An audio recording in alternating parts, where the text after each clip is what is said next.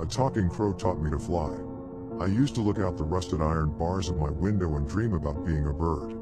The chain that shackled me to my bed was just long enough to reach the windowsill, and so every night after my father would visit my room I would lie awake and wait for the first rays of light to creep over the horizon, then walk over to my window to listen to the morning's first few notes of birdsong. Their melodies were so beautiful, I knew that they must have been singing about places far away and wonderful, about sailing on the wind through endless blue skies, looking down at the treetops that dotted the land below. Then, one morning as I lay in bed, something impossible happened. I had fallen asleep the night before and would have missed my morning birdsong but for tapping on my window. I rubbed the sleep out of my eyes and sat up to see a crow sitting outside on the sill, tapping my window with his beak.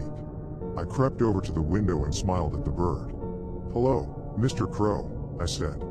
"Hello, little girl," said the crow. I stood there dumbfounded for a moment, not knowing what to say. Finally, after what seemed like an eternity, I forced myself to speak. "You know how to talk?" I said. "All birds know how to talk," he replied. "It's just that not all humans know how to listen." I pushed my window open a crack until it hit the bars. The bird cocked its head in curiosity. "Why are you in a cage?" it asked. "I think it's my destiny," I said. "It's always been this way." "You look rather thin," replied the crow. "Would you like something to eat?" My stomach gave a weak growl. "Yes," I said. "That would be wonderful." Without another word the crow took flight. A few minutes later he returned with a small branch of figs. The crow watched me as I greedily devoured the fruit. After I had finished he stared at me for a moment before speaking again. "I didn't know they put people in cages," he said. "Do you think they mistook you for a bird?" "I don't think so, Mr. Crow," I said. We whiled away the rest of that day talking. The crow told me all about what it was like to fly, and how there was no better feeling in the world. He told me about the faraway lands he had visited when he was a young bird and could still make the journey north with the changing of the seasons. Finally, evening came and the crow said that he had to go. The next morning he was back, however, with 2 more branches of figs. I thanked him for his generosity, and we talked another day away. That day he even sang me a song.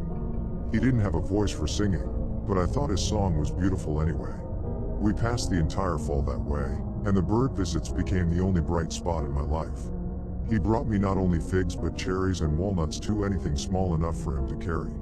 Soon, however, winter came, and with it the frost that destroyed the figs and cherries that the crow had used to bring me. His gifts became fewer and fewer, and I could tell from his tired voice that he was flying farther and farther away to get them.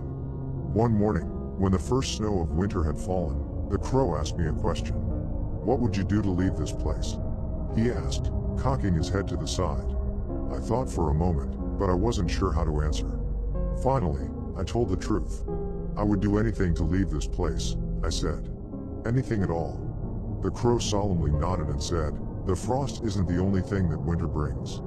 He flapped his wings once and jumped from the windowsill, and I didn't see him for 3 days. I began to fall into a deep depression. Every morning I would still listen to the birdsong, but it sounded forlorn and empty without my friend there to listen to me. The morning after the 3rd day my crow friend returned. It was so beautiful that day. The sun had come out from behind the clouds to melt the snow, one of the last green days before winter came in earnest. As the shadow passed over the valley in which we lived, I first mistook it for a storm cloud, but then I heard the sound. It was loud enough to crack the sky, but it wasn't thunder, it was birds.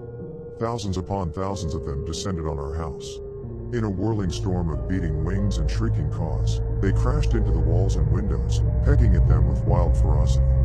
The house shook under their assault, and their calls were so loud that I didn't even hear the windows breaking. They were not so loud, however, that I could not hear my father scream. It was over in a matter of minutes, and the key to my shackles slipped under the door. I rushed over and picked it up with trembling hands, sliding it into the metal cuff around my ankle and turning it. The cuff came loose with a heavy click, and for the first time, I was free. The key to the door slipped under the jamb as well, and I opened the door to the rest of the house. The place had been all but destroyed. There was splintered wood and broken glass everywhere, and in the center of the living room was what remained of my father, a pile of blood-stained feathers. The birds had all flown off, but Mr. Crow sat on top of the living room fireplace, regarding me with a curious look. "Now you can fly free, little girl," he said. "No more cages for you." Thank you, Mr. Crow, I said. Will you come with me? Mr. Crow shook his head. I am an old bird, he said, and my journey is coming to a close. But yours is just beginning. Mr. Crow flapped his wings and took flight, and I never saw him again. As I stepped out of the front door, my bare feet touched the grass for the very first time, and I could smell the flowers on the breeze as it drifted over me. At that moment, though my feet were firmly on the ground, my heart was soaring through the endless blue sky, far above the world that I had left behind. I still wake up every morning to hear the birds sing, and when the first few notes break the silence of the early dawn, I think of Mr. Crow and smile.